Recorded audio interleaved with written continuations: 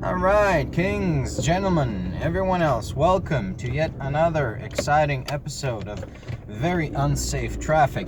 And we haven't done a car video in a long time because I couldn't figure out how to keep the Geiger counter from going off when I was traversing the Feral Ghoul neighborhood, but we're going to do one today. And I got one for you. Why is the right wing such an intellectual hellscape? Why is there such a dearth of, any kind of sentient thought on the right wing?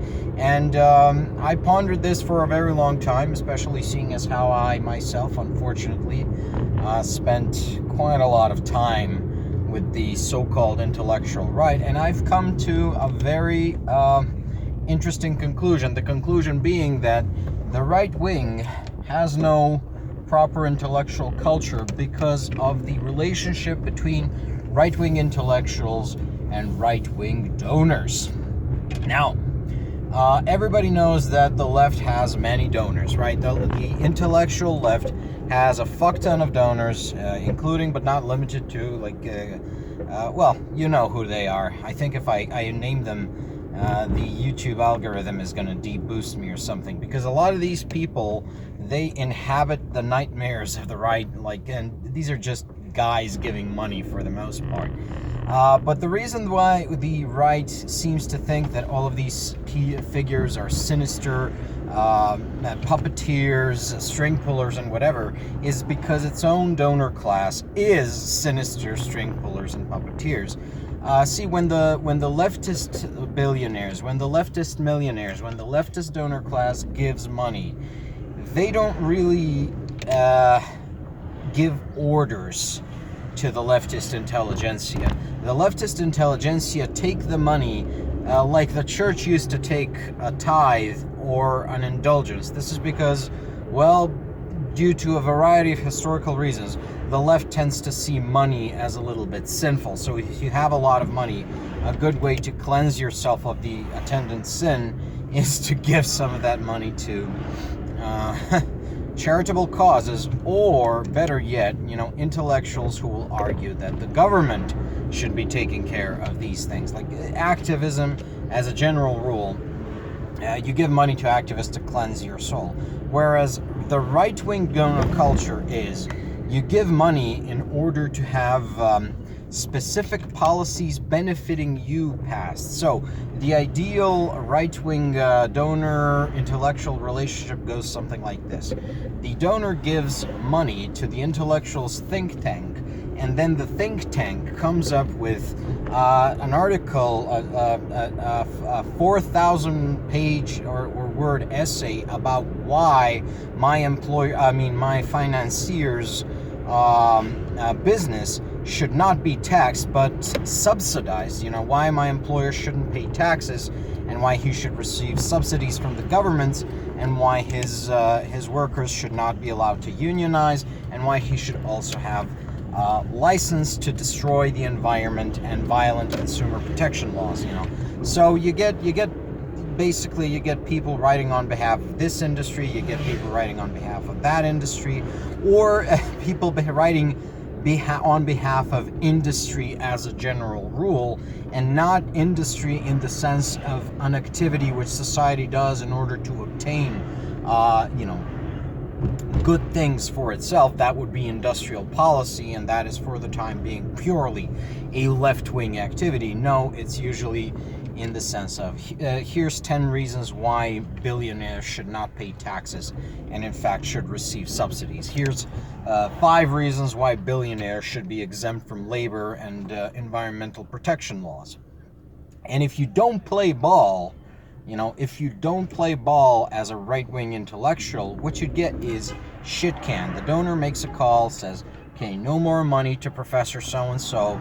He said something nice about, organized labor, or the welfare state, or not clubbing seals.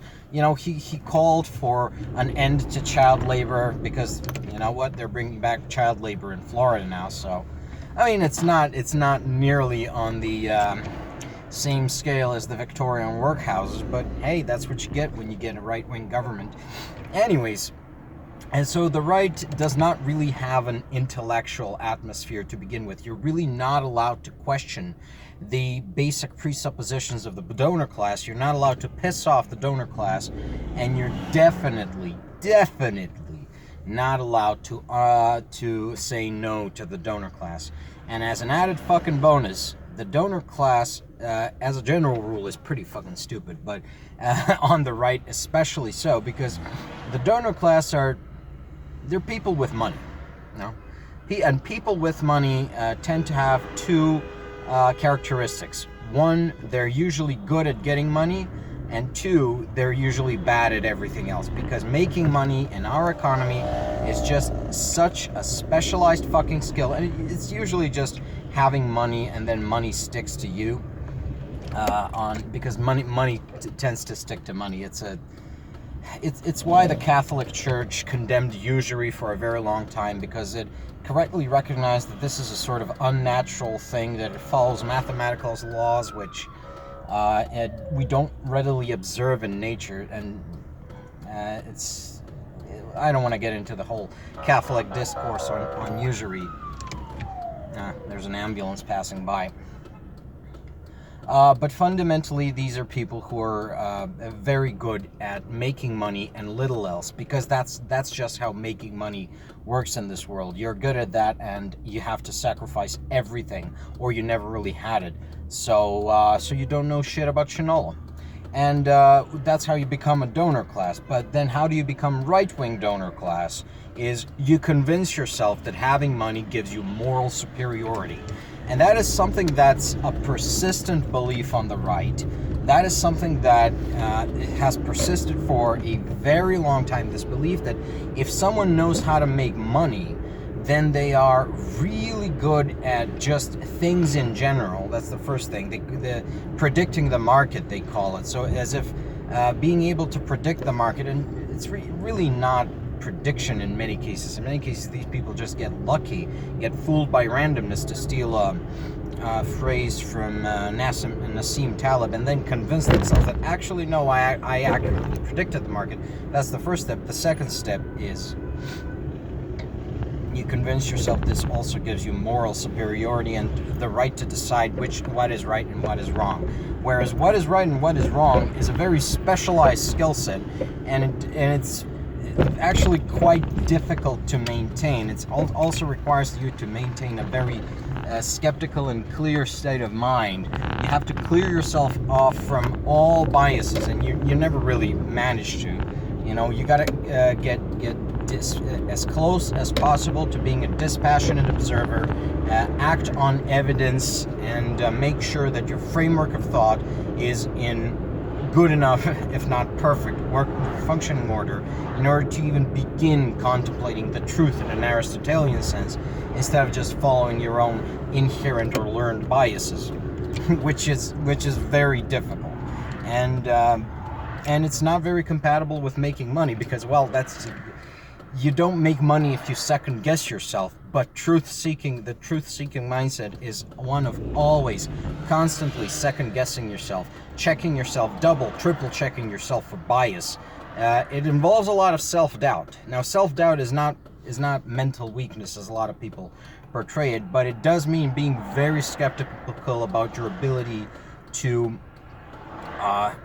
essentially maintain impartiality when exploring the truth. And so you have a situation, because of the inherent nature of the right, it considers the people with money to be morally superior and to have superior understanding, and so these people provide the guidance for the entire intellectual affair, whereas the people who are good with words, well, they just become agents of the donor principle. Whereas on the left, which venerates intellect, which venerates to a certain degree self-questioning, well, it's actually the intellectual who's the principal, and the donor is the agent. He's the guy who's behind the thing with money, but he's not directing the thing. You know, it's the difference between the captain and the financier of a ship. Fundamentally, yeah, without the financier, the ship would have never set sail. But it's the captain who steers the course, and that is why, for all their faults, You know, the left is the intellectually more stimulating and the more stimulating political side, and the right is an intellectual wasteland, because even intelligent right-wingers will be forced to either become yes men of the donor class or renounce right-wing politics in order to maintain their own self-respect and sanity, like I did.